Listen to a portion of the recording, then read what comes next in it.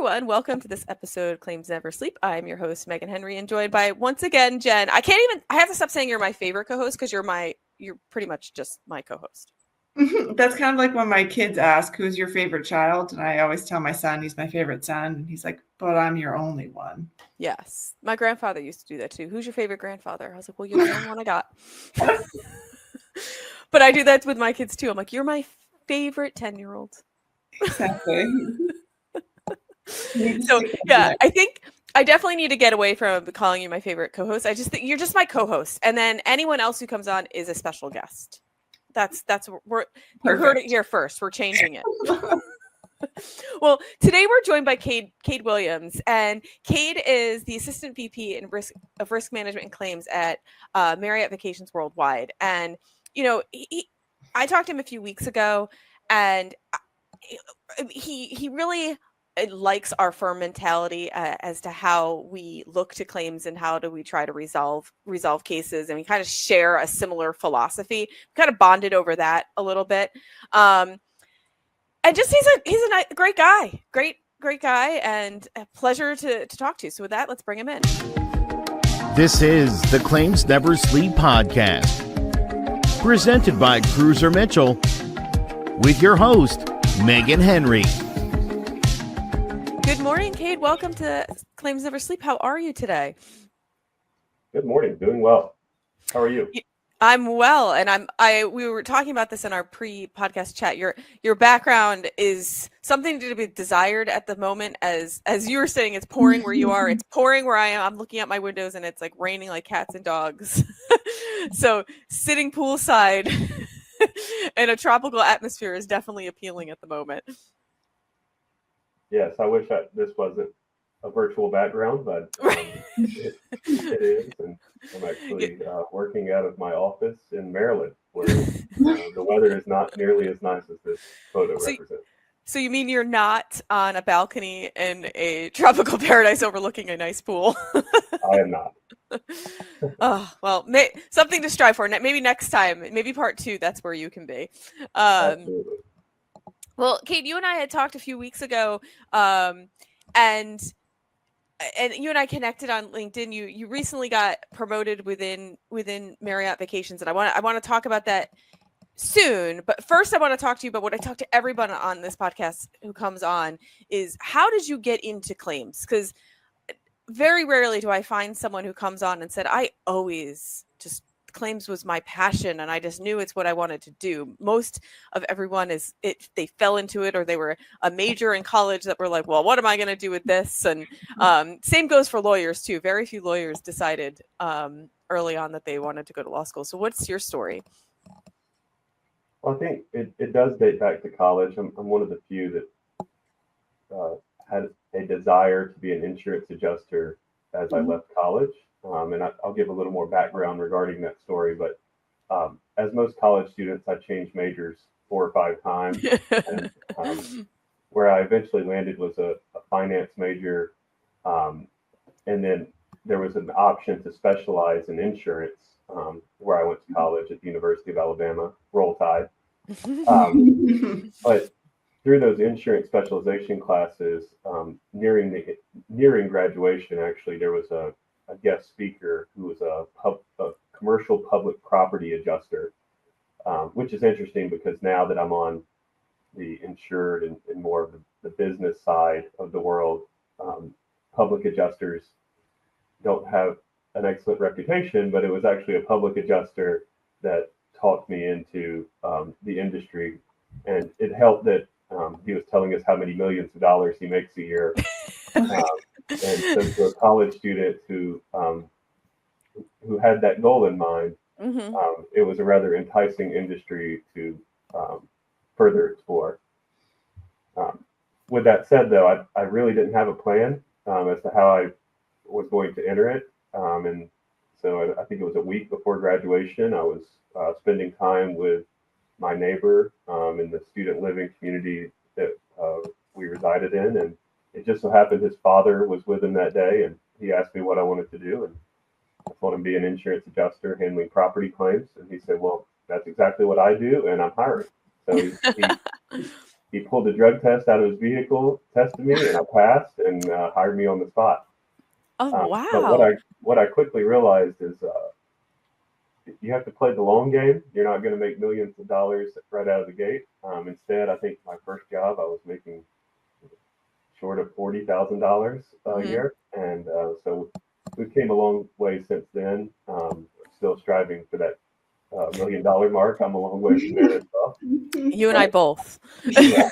But it is interesting how you talk to so many people in the industry, and no one really desires to be an adjuster. They come from all walks of life. Some of the best adjusters were psychology majors, and some of these other areas where you don't really align insurance with on the surface. And but I'm one of the few that at least had a desire to be some type of adjuster, and then I worked my way into obviously the self-insured, self-administered side with Marriott, and my career expanded from there.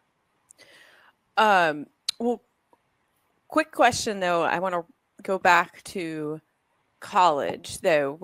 Did you grow up in Alabama, or was University of Alabama just one of like a school that you like really wanted to go to? I was born and raised in Alabama, small town, Jasper, Alabama. So when you're born in Alabama, it's like the commercials you see on ESPN. You either have to say "Roll Tide" or that other term that I would never say out loud, or the Cal College down the street. But knowing that, you had to select one of the two. So then when it came time for me to go to college, I had to choose between, one part of me wanted to be a doctor, so I thought about going to Vanderbilt, quite reputable in terms of Southeastern Conference schools. And then the other side was, my heart was really with the University of Alabama.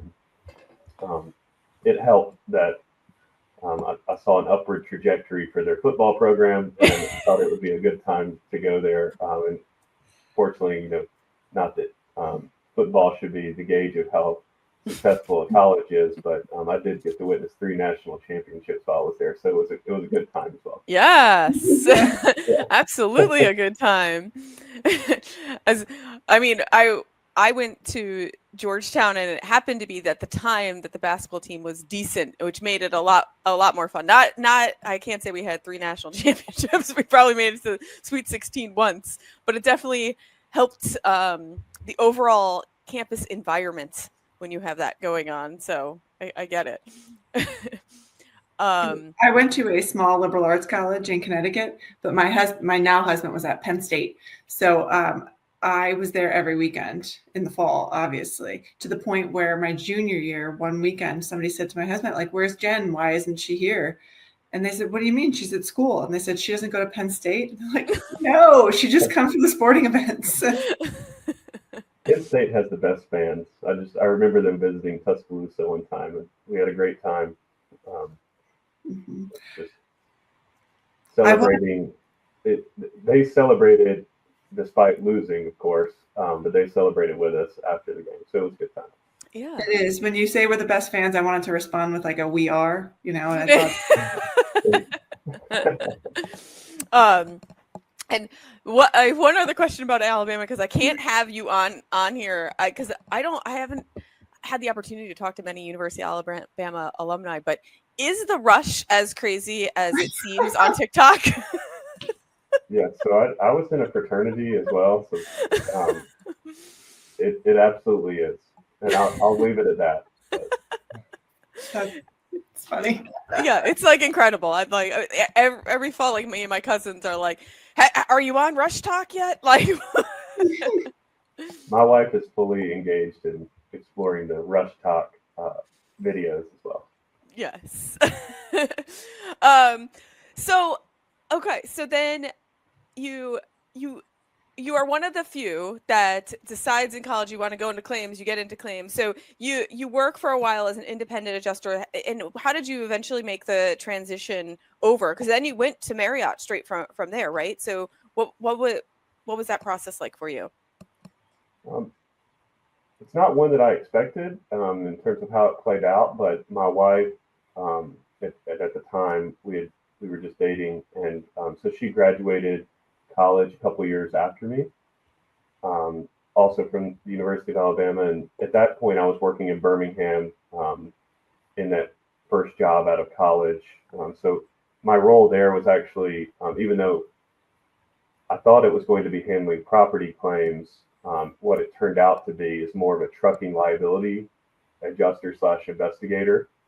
And so I was on call 24/7. If there was a trucking accident, I would try to get to the scene as quick as the police did, and take statements, do all of those things that go along with that role.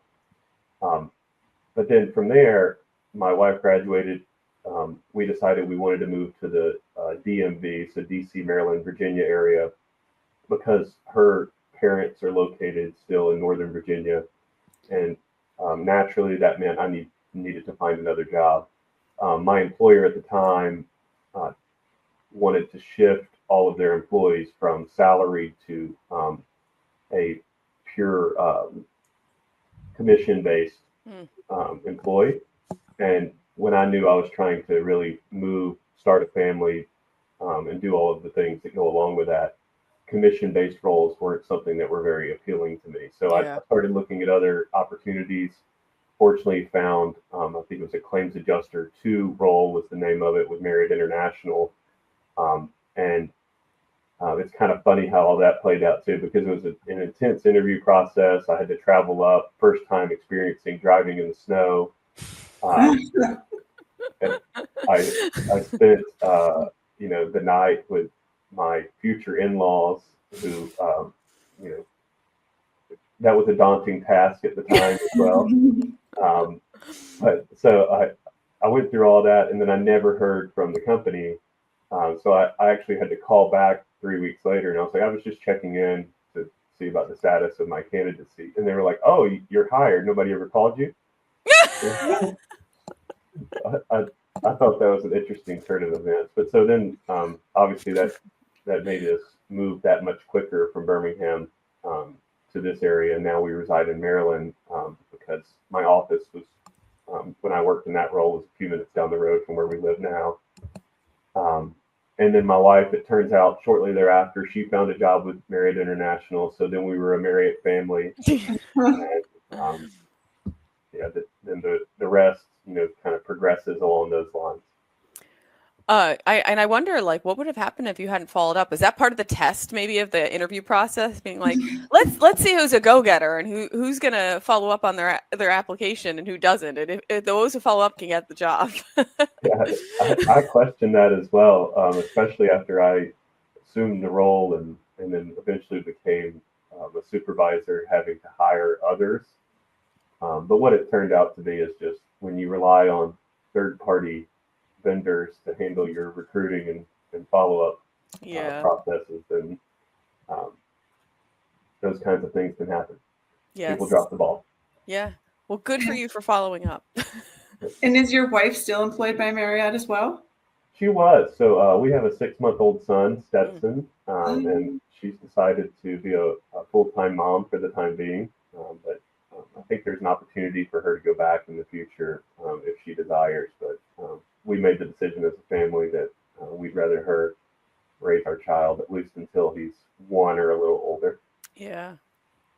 Yeah, I get that. And then just Jen and I know all too well about the shuffling around that happens when you're working full time and you have kids in daycare, and it's not for the weak. It's a lot. So it is funny though.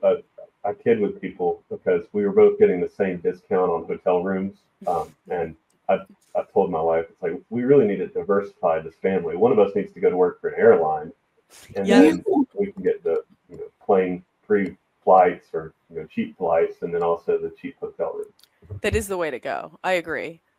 Have her work on that when she's ready to put Stetson in daycare or get a nanny. Well, tell us a little bit about your role in Marriott, because you were explaining it to me that I believe, and correct me if I'm wrong, that you're in the timeshare division, but it wasn't always that way. So if you could just run through like how the corporate structure works so everyone understands? Because it is confusing. Because when you hear Marriott, you automatically think you are hotels only, but you're kind of a little subsect of it, I would say.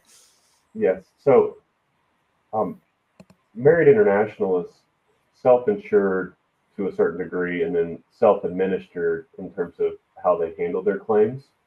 So I originally started and I was working for a company called Marriott Claims Services, which is their self-administered subsidiary. And so I worked there for 8 years, or almost 8 years. And I will say I saw a lot of the benefits of being a self-administered company, because especially when you have the ability to access things like that are so highly desired amongst your claimant pool, like Marriott Bonvoy points and stuff of that nature, then it helps you in how you can resolve claims. Mm-hmm. But I worked in that capacity, and I worked from, originally I was handling New York liability claims, Maryland workers' compensation claims. I then moved on to take over that team that was handling all of that. And then my role expanded from a regional basis to handle other states in the Northeast region and really the DC region as well. And then from there, I moved more to a corporate role where I wasn't handling the day-to-day claims, but instead from a corporate level, I was overseeing all of the regional claims offices handling of their claims. So in that respect, I was overseeing the Caribbean and Latin America, and my role at that time, and this was my last role at Marriott International, was Senior Manager of Global Claims. And then from there, I mean, I really switched from overseeing casualty claims to this opportunity open to join Marriott Vacations Worldwide. And the company I'm at now is a completely separate publicly traded company. We spun off from Marriott International in 2011. And my role now is Assistant President of Global Claims for Marriott Vacations Worldwide. And in that role, I really am in charge of overseeing all lines of coverage from claims we have related to cyber, EPL, workers' comp, liability. The list goes on. And then I also finally made it to my goal of having a more day-to-day oversight and input in the resolution of property claims, which was nice because that's not something I was overseeing in my career and didn't really have a lot of engagement in, despite the desire out of college to learn more about that side of the business. So I'll stop there and see if you have any questions regarding my career. We do. It's always been, at the end of the day, Marriott's in both of the names, so I still consider the Marriott family at the core of where I am. Well, when you were on the global claim side, how was that experience for you with respect to, managing claims overseas? Because I've talked to some other individuals who have handled like international claims, and I just find it interesting to hear your take on it, because it's different, right? And I think the claims process in other countries seems to be different, just because I think what I've understand is there's not as many claims. Like there, you see much more of them in the U.S. and when you go overseas, the claims process is different in the sense that there's less of them. At least that's what I've heard. Has that been your experience? Absolutely. I mean, I'll stage this by saying it's my personal opinion, Yeah. but it's also something that I've experienced, and I would say, in general, we as a country are far more litigious in the U.S. than other countries, and I think that applies to our citizens also. Mm-hmm. Regardless of where they're traveling, it's just the nature of who we are and how it's ingrained in our society in the U.S. now. And I'm not necessarily stating it's wrong. It's just more of how things have progressed and where we are. Yeah. And but what were like when you were handling the international claims, though, what were your experiences as far as like counsel in other countries? And like how they approach litigation, because it has to be different than here. For what you're saying too, we're far more litigious in the U.S. than elsewhere. But I just think the practice of law is approached differently in other countries. So, what was your experience with that? Yeah, it's. I wish I could say that there were similarities, but you're right. It's completely different in terms of. I mean, counsel. Um, you don't see as many conflicting viewpoints. You tend to agree upon facts a lot quicker. And honestly, though, at the end of the day, the international claims were not the ones that kept me awake at night. So, in terms of the fact that claims never sleep, it seemed to me like maybe international was dead a little more. They took a siesta. Exactly. But so overall, though, I mean, some countries have different things to consider in some regions, but in Europe, for instance, one of the big concerns is if you're not the prevailing party, regardless of which side it is, in a lot of Europe, is entitled to attorney's fees from the other side. So that risk transfer a lot of times was a bigger concern than the value of the case that was sitting in front of you. So I think that was just one example of kind of some nuances to the international realm. But in reality, the U.S. litigation and society that we have and all that comes with the claims that we have arising out of U.S.-based incidents in particular are the ones that took most of my time. Yeah. And you made a comment about the ones that keep you like the ones that keep you up at night. Like what, in your experience, what are the types of claims that keep you up at night? And I know sometimes it's probably very specific to an individual claim, and if you want to talk about them generally, I don't want to like put you on the spot and make you talk about claims that you don't want to talk about. But like generally speaking, like what are the types of claims that keep you up, or worry you, or make you lose sleep over, all those things? Um, I don't know. I mean, I feel like I'm very fortunate in the sense that I work for a reputable company, and I always have. I think there are other companies that I would it would struggle. I would struggle to sleep a lot more um, if I felt like our company was a bigger target in terms of how your jury pool might view a corporate defendant.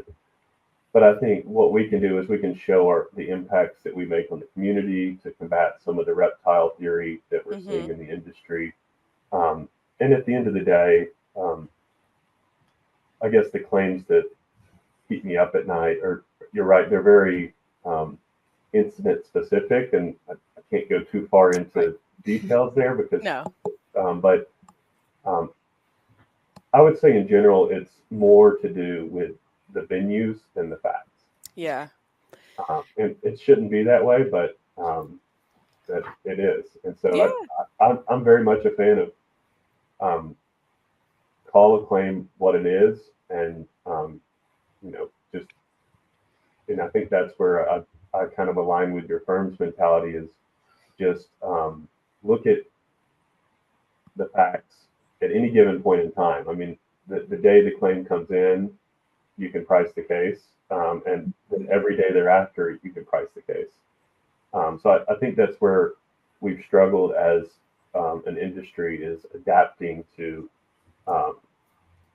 the plaintiff's bar, and they do a really good job. Like I don't hold anything against the plaintiff's bar. I think they have to make a living like everyone else. So I think I respect that. I just think we could do a better job as an industry of telling our side of the story, and so I think to the degree we can improve on that moving forward, everyone in my type of role can certainly rest easier than we are today.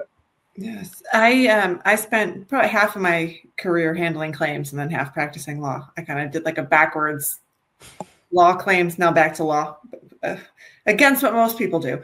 But we actually do a training for our incoming associates and teach them a lot about like what behind the curtain of an insurance company and what adjusters do. And that's the one thing I try to tell them all the time is that adjusters are really good at valuing claims right when they come into the door. I mean, I think like that's one of my skill sets, right, from handling claims for so long, is you see so many of the same types of things over and over again, is that you can generally gauge what a claim is going to be worth within the first 30 to 60 days, as long as you have all the pertinent information. And it's so true that like, and you can, as the information changes, if it does, you can tell where the value is going to go. So, I mean, it's like anything, as when the value is the lowest and when you can get the best deal, get it if you can. Yeah. Exactly. And I think it's important to know, like, historically, like our processes were based off of, snail mail and some of these other things that it took time to evaluate claims. And you also, on the other side, you didn't have claimants that were expecting instant gratification in the same way that they have with their smartphones every day. I mean, you can do literally everything at the touch of a button. So we have to adapt to that. And that's what I think, just circling back for a quick second, is where things changed for me dramatically is instead of overseeing our adjusters in-house at Marriott International that were handling these claims, now I'm overseeing a third-party administrator and really multiple third-party administrators. And so where that's changed in terms of how my role works is I'm searching for every opportunity to empower our claims adjusters at the TPAs to be able to price and resolve claims as early as the first call.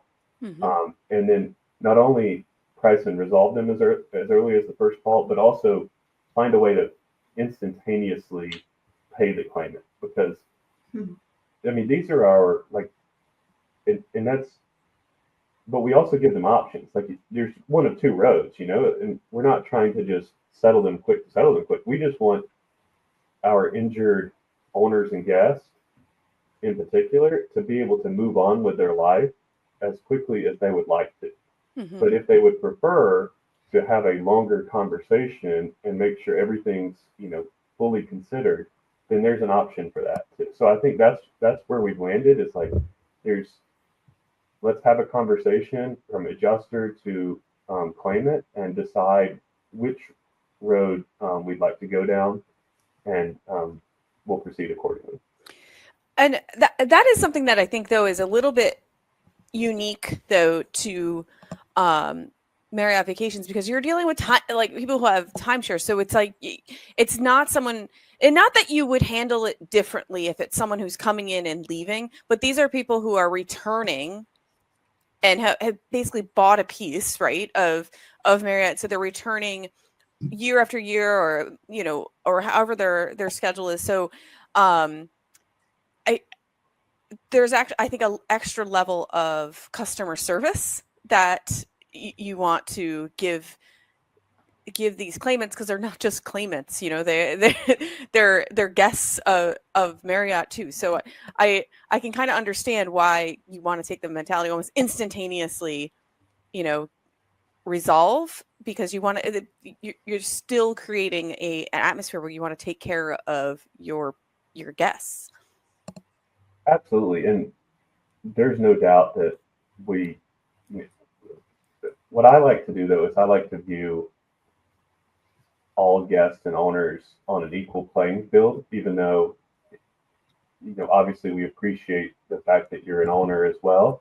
Mm-hmm. But in terms of how the policy is administered, then we really have to treat everyone equally. So that's what I try to highlight for our adjusters. But knowing that, I mean, while we do have to have that extra appreciation in the back of our mind, I think what we implement and like the disposition oriented strategies are something that should be adopted across the industry, regardless of the type of claimant you're dealing with. because most of the time, well, I guess maybe there are circumstances, there are certainly quite a few, but I guess when you're dealing with customers in particular, you in general want your customer base to walk away feeling like you cared enough to analyze quickly and outline whether it's a denial or whether it's an opportunity to resolve, that you cared enough to quickly reach out to them within 24 hours and discuss their claim. So I think I do get that question a lot, is to, how do you treat owners differently than others? And the truth is we try not to, because that's not what the policy requires. Right. But I'm sure at some point you've seen owners kind of try to push their owner weight around. But I like the idea that everyone is created equal. Yes. And that's where I don't have as many resources, because I don't have access, since we're separate companies, so I can't consider offering like Bonvoy points or other things like that. And then an owner is already an owner for whatever their type of ownership is that they bought in. So we really have to just work through our TPAs and go back to the basics of, is there a monetary value attached to what you're going through? Despite, a lot of the claimants would prefer to talk more in terms of, can I have a free vacation next year, or can I do something along those lines? Yes. And I'm certainly trying to still explore those avenues. I just don't currently have access to them at this time. Yeah, and sometimes those creative strategies, though, they help a lot. And we talk about this a lot, like coming up with creative ways to get cases resolved, because everybody has something different or like every plaintiff or claimant has something different that they are seeking, and sometimes it isn't always monetary. I remember way back in the day, I settled a case and there was an exchange of a horse involved. And that was what sealed the deal. It was a dispute between neighboring properties, and the horse, I think one neighbor gave the other neighbor the horse, and that was the cherry on top. Horses aren't cheap either. So,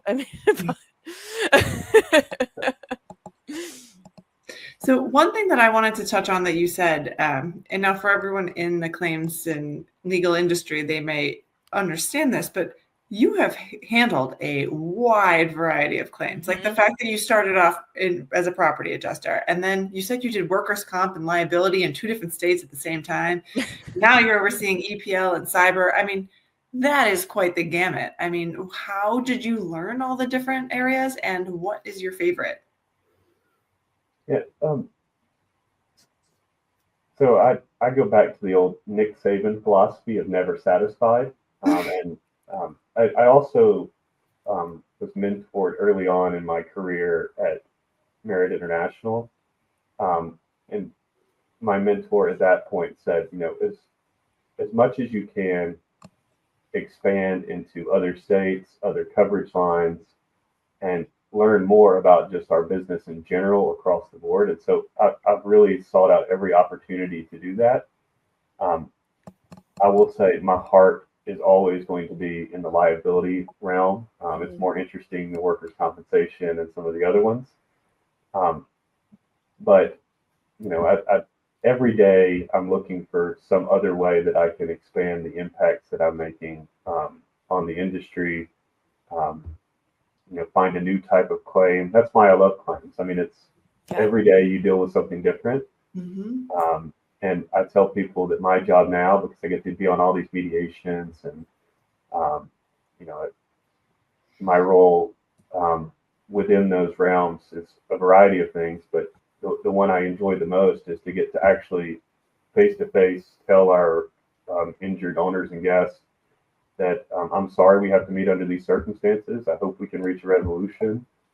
And I think being able to have that, face-to-face contact with them is something that I value more so than I thought I would when I was an adjuster and, actually handling the investigations, my entire mentality shifted from, let me find the ones that aren't being truthful, to now it's like I just want to see everyone walk away a little uncomfortable, Yep. but with a fair resolution that everyone can move on from. Well, and I'm glad you mentioned that about mediation, though, and expressing the "I'm sorry, we're here," because I feel like that goes so far with plaintiffs, and you're not saying, "Oh, I'm sorry, we were negligent." You're just saying, I'm sorry that this is happening. I'm sorry you're going through this, and I feel like a lot of times they just need to hear that. They need to be heard, and that their pain is real or their hardship is real. And it's not an admission of liability, but it's just a showing compassion to the struggle that someone else might be going through.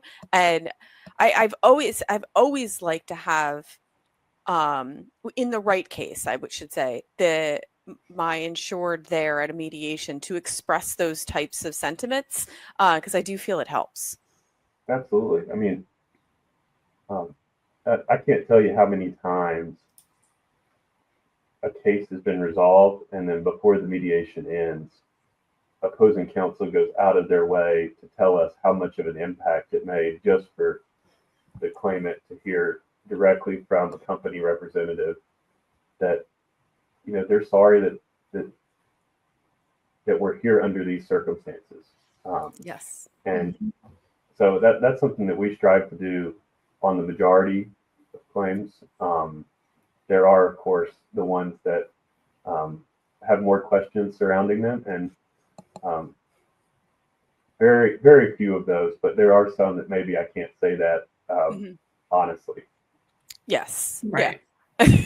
Well, I mean, I almost feel like that goes back to like a gentle parenting strategy that like the millennial parents are trying to implement right now. And like when your kids are upset, being like, I'm really sorry that you're feeling that way. And I understand and like acknowledge that you're frustrated, but you still shouldn't have hit your sister. Do you know, like it's that just like acknowledging somebody's feelings is gratifying, but it doesn't mean that you're not going to then yell at them because they did something wrong. I mean, but sometimes that gentle parenting is so hard.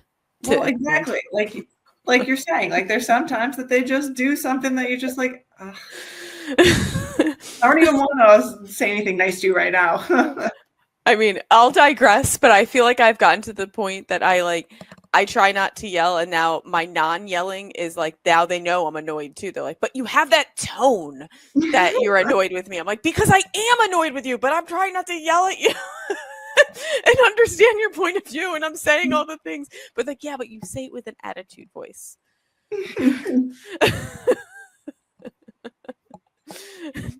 So maybe you say it with an attitude voice at some of those. No, maybe that's the change I should implement for those few claims that I can't say it with the same voice. Well, I mean, you are from the South, so you can always just throw in a bless your heart, right? Yeah, that won't fly with some people. So No. I can remember, I grew up on yes ma'am, no ma'am requirements, and the first time I called my mother-in-law ma'am, that was a problem. I have to be careful with the Southern gentleman verbiage sometimes. Well, I was listening to a podcast this morning with Kylie Kelsey, and she was saying that she doesn't like Jason to call her hun or sweetie or anything like that. And she said it is reserved for South Philly diner waitresses, because in Philly, honey and sweetie is the equivalent of bless your heart. Like, okay, honey. Okay, sweetie. Do you know, it's like that same, like, I'm trying to be nice, but I'm really throwing in a dig there.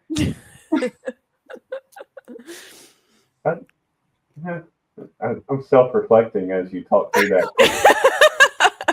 thinking of all the things that I say to my wife, and in what circumstances. So I could certainly see how she may not like that.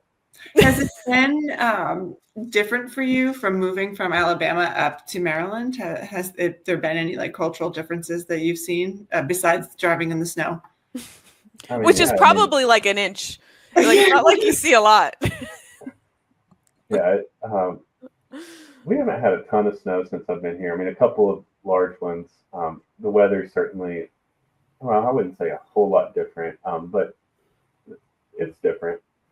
But I think the biggest change for me was I really went from a culture that isn't a melting pot of different backgrounds, and now that's where we are. I mean, Yeah.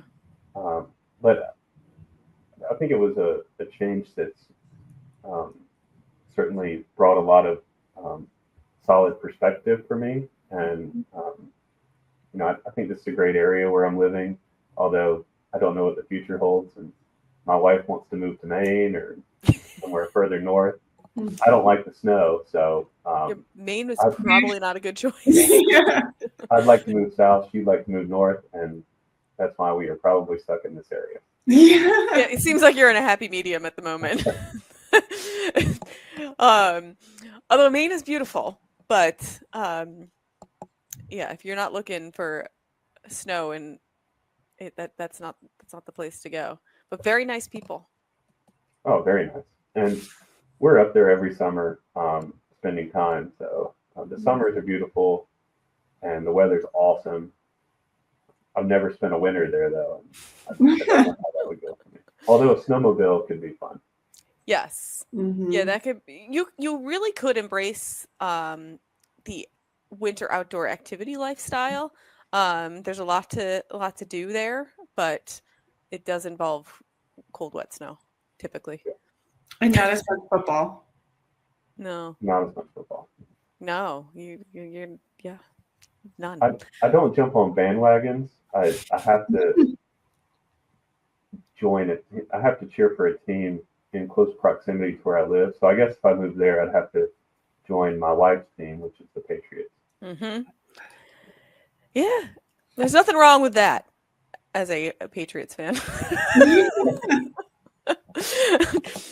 And you're joining at the right time. Like, they're not even good. Right. It wouldn't even feel like a bandwagon. No. At this point. But then I'm leaving my current team, which is the Commanders, as soon as they started playing well. Well, so one thing I did want to talk to you about, though, is, and as I believe you and I touched on it when we talked on the phone not so long ago, is outside counsel. And you probably deal with a lot of different counsel from all over the place, and we have a lot of attorneys who I think tune into this kind of looking for the inside scoop of what the good, the bad, and the ugly, what claims people are looking for. And so what are some of the things that you see from outside counsel that you like, and then on the flip side, things that you're like, oh God. Yeah, I think I'll start with just billing guidelines. And in that respect, I understand there's frustration on the firm side of the world, especially with turnover, and some attorneys understand the billing guidelines and how to code things better than others. But we have a carrier involved who has strict billing guidelines, and so anytime a firm is trying to get on our panel, that's the first thing that I ask them is, have you dealt with this insurance company before? Are you on their panel? Do you have any other clients with them? Are you okay adhering to their billing guidelines? Because the big no-no for me is from my perspective, I don't ever want to be involved in a dispute over reductions in billing guidelines. And because I don't have time in my day for that. So it's more, either you can figure out how to bill correctly, or just we'll have to, move on from the relationship right up on the surface. And I hate for that to be the stance I have to take, but it's just the reality of the situation is when I see other firms that can adhere to it and have a very low errant percentage, then it doesn't, I don't see any reasonable excuse for other firms not to be able to figure it out. Mm-hmm. I mean, So I think that would be one, just kind of issue I never want to be involved in. But the other is, but that's not to say like when there are increased requests and stuff of that nature. I mean, I understand that the cost of doing business is going up. So, but all that, again, I like for that to flow through our TPA or carrier, whoever's involved in that respect. And then they offer their opinions to me, and then we kind of reach a consensus on where the hourly rate should be overall. But I think, and this is really where I feel like grading counsel comes into play, is I think a lot of it depends on the case, and it depends on opposing counsel as well, going into it. Like there's a lot that goes into the evaluation of who we're going to assign. But at the end of the day, I respect the fact that 99% of cases, probably somewhere around there, at least in my experience, are settling. And so what I want is an attorney who can position us in the best possible realm as early as possible for a cost-effective resolution. And that doesn't mean it's a resolution that I'm going to be comfortable with, but at least it's one that I can justify in my head, looking at the long-term cost of defending the matter, and also evaluating the exposure of the facts as we know them. So I think that aligns pretty closely with what your firm does. That's one of the ways I evaluate. And then the other is I have to know that our counsel still tries cases too. It may not necessarily be for us, but I have to know that there's going to be some mutual respect from the other side. Right. If we need to take this to trial, that they're not increasing their expectations because they feel like we have an attorney that doesn't scare them in the courtroom. Yeah. And trial's so funny for attorneys. We had a case that we almost had to take to trial. It settled a few weeks before the trial date. And I was really excited because I like to be in the courtroom and I like to try cases. But at the same time, it's not cost effective, right? And it's also not always a good use of anyone's time. I mean, it just takes up so much time to prepare for trial and to go to trial. So it's like that dichotomy that we love to do it and we're ready to do it, but we know that it's normally not where we're headed. So I love to see cases tried too. Yeah. But it just doesn't happen that often. It doesn't. And so it's funny, just last week, I posted something on LinkedIn about, approaching, like basically that 90% of cases settle. And, the dinosaur lawyers, they looked at every case must see trial, blah, blah, blah. And I got trolled. And and I had a guy post his own post and write this really long thing and tag me in it, and about basically like how you have to prepare every case for trial. And eventually we went back and forth with each other. I eventually said to him, like, we're saying the same thing.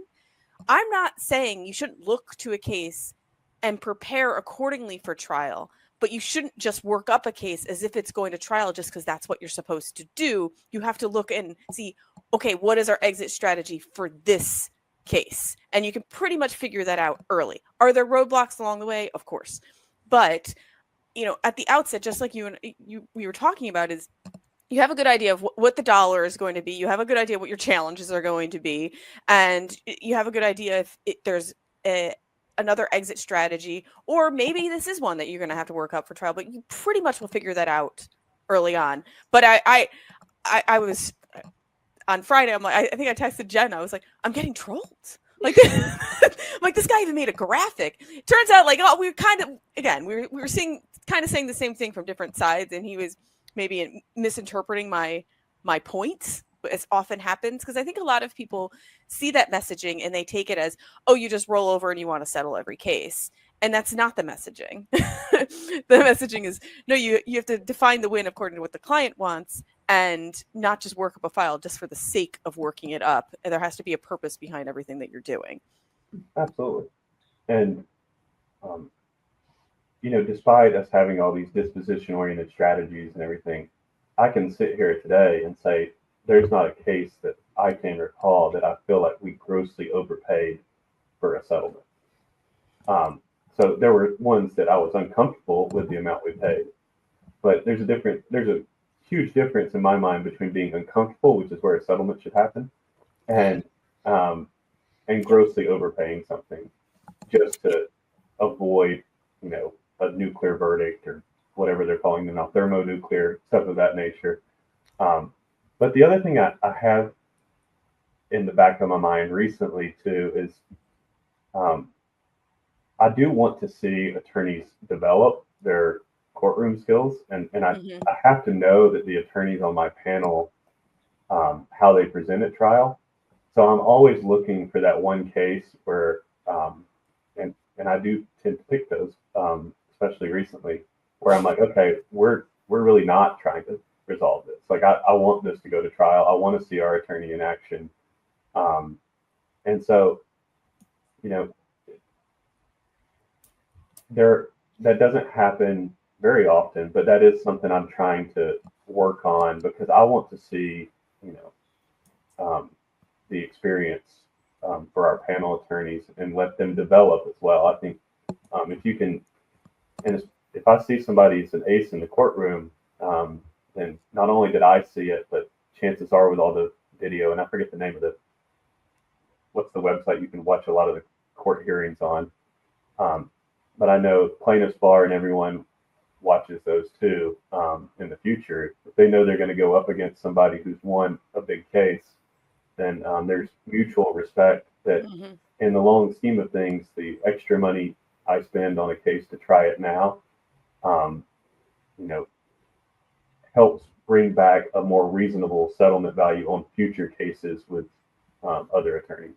Yeah, that's a great point. I actually think that a lot of new attorneys are not getting any experience because so few cases go to trial, and even the stuff, a lot of the hearings are done on Zoom, and it's a completely different so different to be talking to the judge on Zoom as it is to be in a courtroom. And I encourage a lot of newer attorneys when they're first coming out to either practice criminal or family law. If you want that courtroom experience, that's where I got it, because then you're in court, 4 or 5 days a week, as opposed to once a month or on a much smaller scale. But it's true. I mean, I think that's great that you're kind of giving people the experience and the opportunity because you're not always getting it.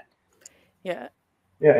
And the other thing I like to do that I don't know that a lot of my peers necessarily do is I like to find what I view as all-star associates in the firms and hand pick those for our cases. Whereas historically everybody's like, well, let's play pick your partner. And but in reality, I know the day-to-day is being handled by an associate in the background. So why not lift them up, highlight them to the firm's managing partner when they do something successful? And what I've found is the strongest attorneys that I have, or at least some of the strongest attorneys I have on our panel, were actually associates that I worked with, and I helped lift them up, helped highlight them. And so there's a loyalty there to us that they probably don't have with other clients. But I've sat at dinner with managing partners and said, hey, like, what's the plan to promote this associate's partner? Yeah. Like I'm not trying to get too involved in your firm politics, but our relationship with your firm is based off of my relationship with this associate, not my relationship with whichever partner's getting credit for our account. Yeah. And that's awesome. And I'm and I think so important. Like I remember being on both sides of that. So, I had clients I worked on that I was exclusively working on them and got no credit. And that was for like one particular partner. And then for a different partner, I'd be a different client you'd work on, and they would give me the credit, and trust, once that trust was there, and not to say that I didn't have the trust on the other side. It was just like, I didn't get brought up to the client as praised to the client as, she knows what she's doing. But that's from my personal experience, that's also where I got my trial experience too. I was lucky enough to work with some partners early on who, gave me just handed over the file and they monitored it, but they let me run with it through trial. And, look, and did I make mistakes? Hell yeah, I made lots. I mean, the first case I took to trial, I made tons of mistakes. I didn't know. I learned as I went. And I remember losing. I lost that trial and I was 8 months pregnant. I thought that was going to really help me. It didn't. Like, I really thought the jury was going to be like, man, this woman's really pregnant. And they handed down a verdict that it hurt. And I remember walking back to my office crying.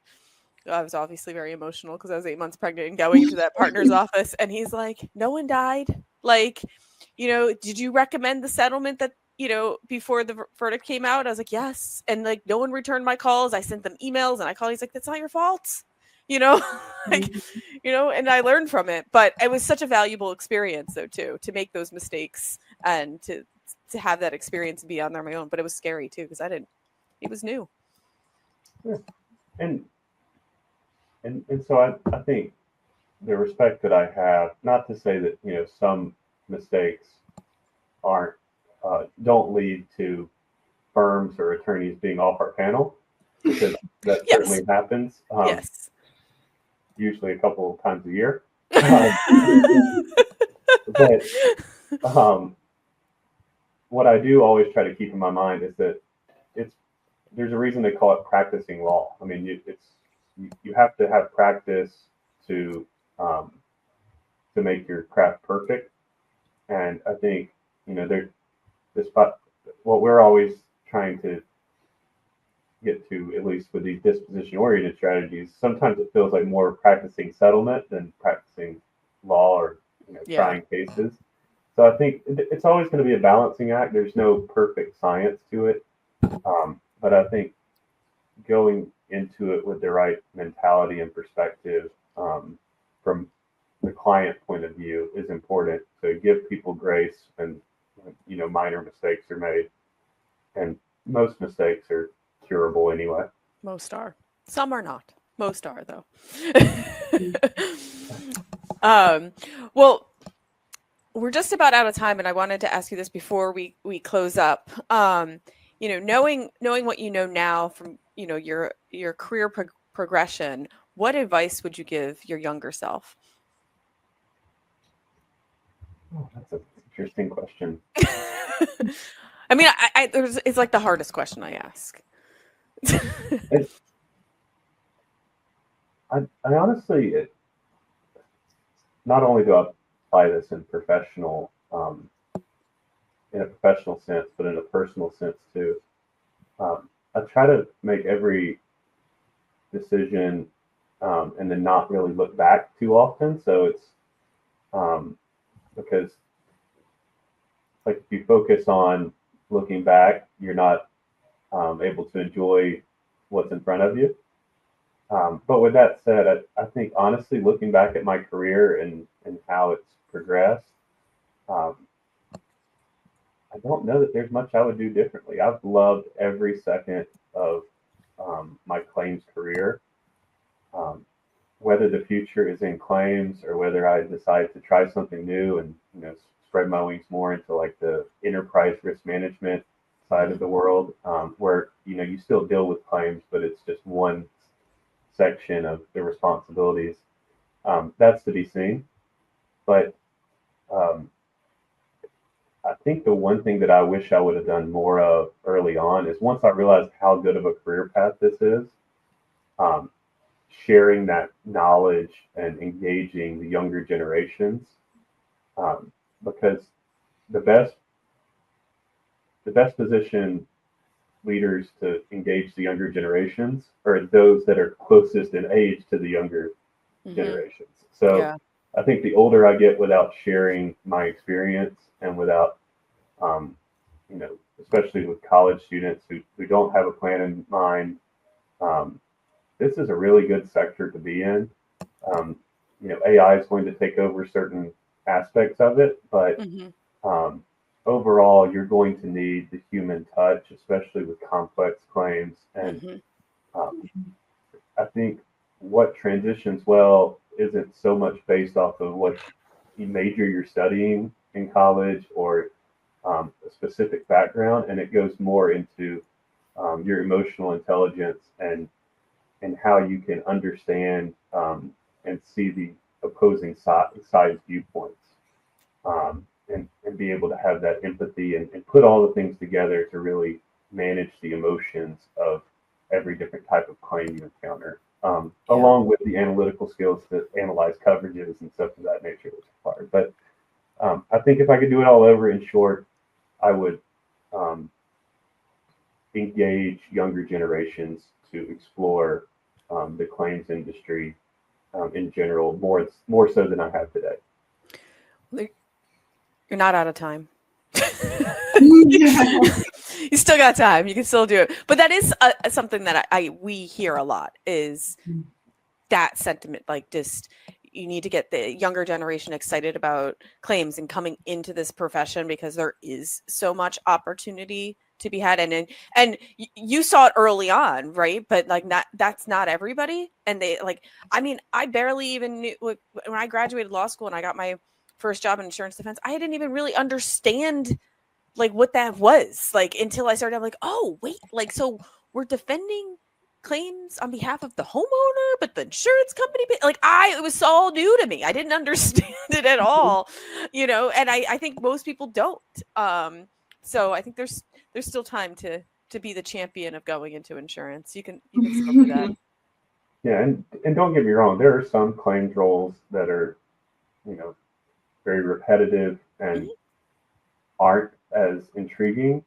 But I think if you can get past those lower level roles and really move into the more engaging, complex matters, there's very few jobs I could see myself doing, and I really can't think of any at this point, where I can say that I love my job every day.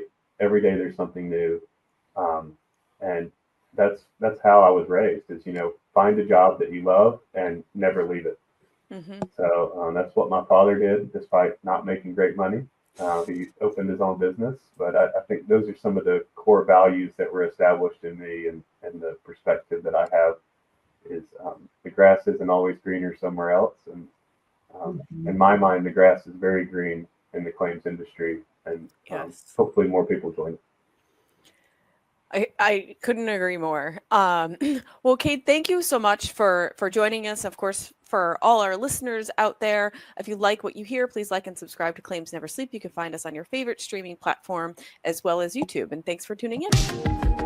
This is the Claims Never Sleep podcast, presented by Cruiser Mitchell, with your host, Megan Henry.